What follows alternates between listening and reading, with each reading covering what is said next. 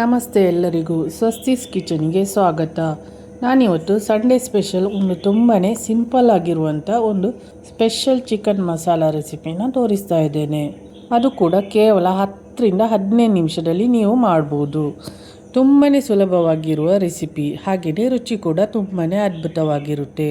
ಚಪಾತಿ ಇರಲಿ, ರೊಟ್ಟಿ ಇರಲಿ, ಬಿಸಿ ಬಿಸಿ ಅನ್ನದ ಜೊತೆಗೂ ಕೂಡ ತಿನ್ನೋದಕ್ಕೆ ತುಂಬಾ ಚೆನ್ನಾಗಿರುತ್ತೆ.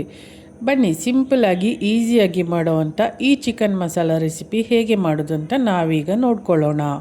ಎಲ್ಲದಕ್ಕೆ ಮುಂಚೆ ಈ ಚಿಕನ್ ಮಸಾಲ ಮಾಡೋದಕ್ಕೆ ನಾನು 3/4 kg ಅಂದರೆ 750 ಗ್ರಾಮ್ನಷ್ಟು ನಾನು ಚಿಕನ್ನ ತಗೊಂಡಿದ್ದೀನಿ.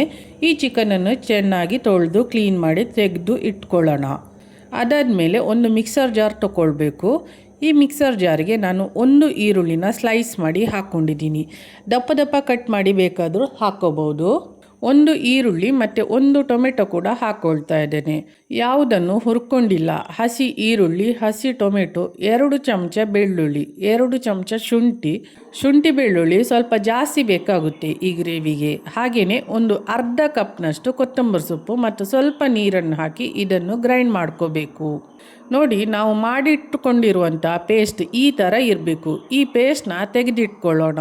ನಾನು ಆಮೇಲೆ ಚಿಕನ್ ಮಸಾಲೆಗೆ ಹಾಕ್ಕೊಳ್ತೀನಿ.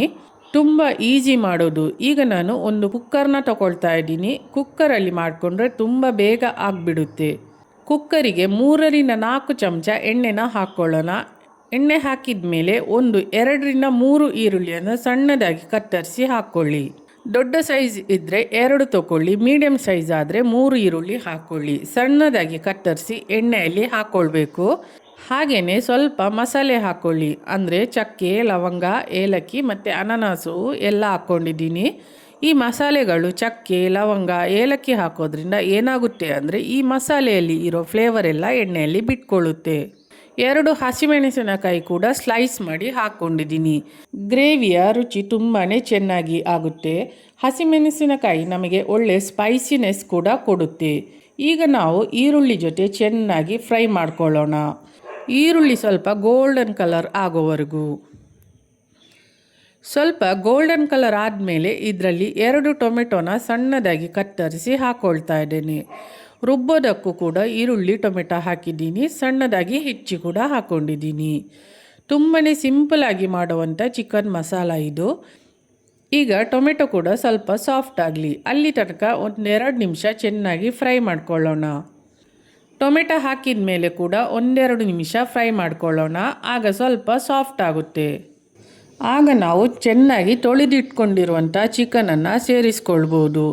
ನಾನು ಒಂದು 3/4 kg ಚಿಕನ್ ತೊಗೊಂಡಿದ್ದೀನಿ. 1 kg ಬೇಕಾದರೂ ಹಾಕ್ಕೊಳ್ಬೋದು. ಚಿಕನ್ ಹಾಕಿದ ತಕ್ಷಣ 1/4 ಚಮಚ ಅರಶಿನ ಹುಡಿ ಹಾಕ್ಕೊಳ್ಳೋಣ.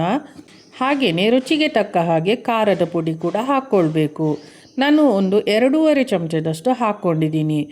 1 ಚಮಚ ಉಪ್ಪು ಹಾಕ್ಕೊಳ್ಳೋಣ. ಉಪ್ಪು ಮತ್ತು ಖಾರ ನಿಮ್ಮ ರುಚಿಗೆ ತಕ್ಕ ಹಾಗೆ ಹಾಕ್ಕೊಳ್ಳಿ.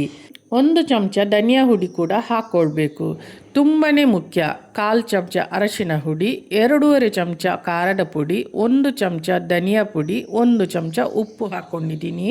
ಈ ಮಸಾಲೆ ಪುಡಿಗಳನ್ನೆಲ್ಲ ಹಾಕ್ಕೊಂಡ್ಮೇಲೆ ನಾವು ಚಿಕನ್ನ ಚೆನ್ನಾಗಿ ಮತ್ತೆ 5 ನಿಮಿಷಗಳ ಕಾಲ ಚೆನ್ನಾಗಿ ಫ್ರೈ ಮಾಡ್ಕೊಳ್ಬೇಕಾಗುತ್ತೆ. ಆಗ ಚಿಕನ್ಗೆಲ್ಲ ಉಪ್ಪು, ಖಾರ ಎಲ್ಲ ಮಸಾಲೆ ಚೆನ್ನಾಗಿ ಹಿಡಿಯುತ್ತೆ. ಹಾಗಾಗಿ ಚೆನ್ನಾಗಿ ಫ್ರೈ ಮಾಡ್ಕೊಳ್ಳೋಣ. 5 ನಿಮಿಷಗಳ ಕಾಲ ಕಂಟಿನ್ಯೂಸ್ ಆಗಿ ಇದೇ ಥರ ಸ್ಪೂನ್ನಿಂದ ಮಿಕ್ಸ್ ಮಾಡ್ಕೊಳ್ತಾ ಫ್ರೈ ಮಾಡ್ಕೋಬೇಕು. 5 ನಿಮಿಷ ಆದಮೇಲೆ ನಾವು ರುಬ್ಬಿಟ್ಟುಕೊಂಡಿರುವಂಥ ಮಸಾಲೆ ಪೇಸ್ಟ್ ಇತ್ತಲ್ಲ, ಅದನ್ನು ಹಾಕ್ಕೊಳ್ಳೋಣ. ಕೊತ್ತಂಬರಿ ಸೊಪ್ಪು, ಈರುಳ್ಳಿ, ಟೊಮೆಟೊ, ಶುಂಠಿ ಬೆಳ್ಳುಳ್ಳಿ ಹಾಕಿ ನಾನು ಪೇಸ್ಟ್ ಮಾಡಿ ಇಟ್ಕೊಂಡಿದ್ದೆ. ಮೊದಲಿಗೆ ಆ ಪೇಸ್ಟ್ನ ಹಾಕ್ಕೊಂಡಿದ್ದೀನಿ. ಮಿಕ್ಸರ್ ಜಾರ್ನ ತೊಳೆದು ಬಿಟ್ಟು ಸ್ವಲ್ಪ ನೀರು ಹಾಕಿ ಆಮೇಲೆ ಹಾಕ್ಕೊಳ್ತೀನಿ. ಈಗ ಮಸಾಲೆ ಪೇಸ್ಟ್ನ ನಾನು ಚೆನ್ನಾಗಿ ಫ್ರೈ ಮಾಡ್ಕೊಳ್ಬೇಕು. ಮತ್ತೆ 5 ನಿಮಿಷಗಳ ಕಾಲ. ಯಾಕಂದರೆ ಹಸಿ ಈರುಳ್ಳಿ, ಹಸಿ ಟೊಮೆಟೊ, ಶುಂಠಿ ಬೆಳ್ಳುಳ್ಳಿ ಎಲ್ಲ ಹಸಿ ಹಾಕಿರೋದ್ರಿಂದ ಅದು ಚೆನ್ನಾಗಿ ಫ್ರೈ ಆದಾಗಲೇ ಚಿಕನ್ ಗ್ರೇವಿ ತುಂಬಾ ರುಚಿಯಾಗಿ ಆಗೋದು.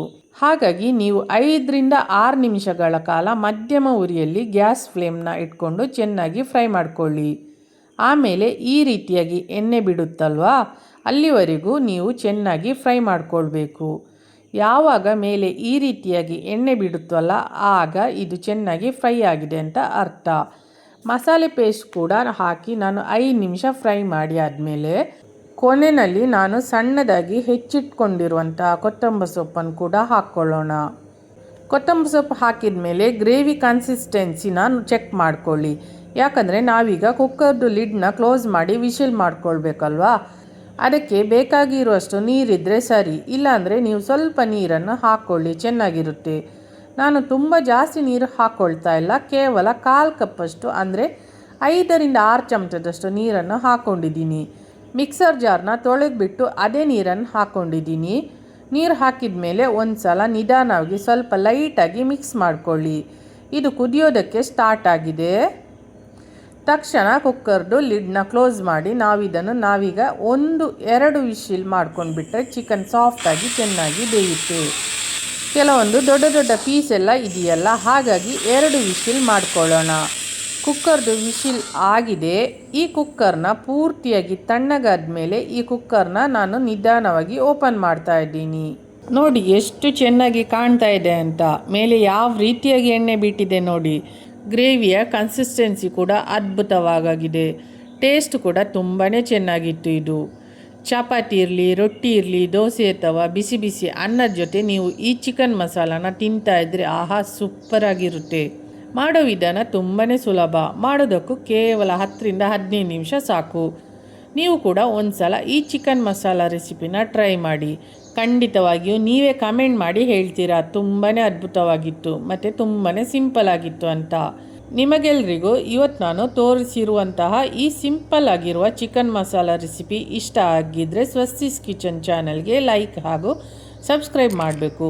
ಹಾಗೆಯೇ ನಿಮ್ಮ ಫ್ಯಾಮಿಲಿ ಫ್ರೆಂಡ್ಸ್ ಜೊತೆಗೆ ಶೇರ್ ಮಾಡಿಕೊಳ್ಳಿ ಅಂತ ಹೇಳ್ತಾ ಇವತ್ತಿನ ವಿಡಿಯೋವನ್ನು ನಾನು ಮುಗಿಸ್ತಾ ಇದ್ದೇನೆ. ಮತ್ತೆ ಮುಂದಿನ ವಿಡಿಯೋದಲ್ಲಿ ಹೊಸ ರೆಸಿಪಿಯೊಂದಿಗೆ ಭೇಟಿಯಾಗ್ತೀನಿ. ಧನ್ಯವಾದಗಳು.